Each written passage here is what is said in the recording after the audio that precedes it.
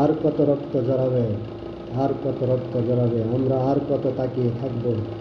সবাই এগিয়ে আসুন, সবাই নেমে আসুন রাজপথে। সকল ঘরে দুয়ারে যারাই আছেন সবাই রাজপথে চলে আসুন। আর কত এই মায়ের বুক খালি করবে, আর কত রাজপথ রক্ত দিয়ে লাল করবে? কেন এরকম হচ্ছে? আমরা কেন এখনও নীরব হয়ে আছি? সবাই এক প্ল্যাটফর্মে চলে আসি না কেন?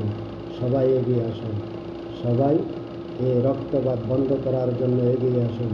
সবাই মায়ের বুক খালি না করার জন্য এগিয়ে আসুন।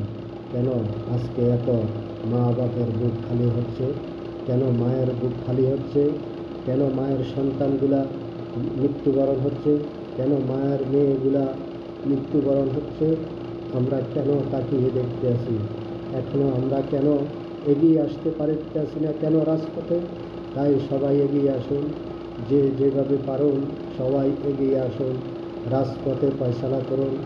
এই অবৈধ মানুষগুলোকে ক্ষমতার থেকে টেনে হেঁচড়ে নামিয়ে আপনারা আপনাদের পছন্দ মতন একজন সরকারকে গঠন করুন। তাই এই ফ্যাসিস্ট মানুষগুলোকে বাংলাদেশ থেকে প্রতিহত করুন। এগিয়ে আসুন। পুরা ছাত্র সমাজ যখন নেমে এসেছে, এখন আর বসে থাকার সময় নয়।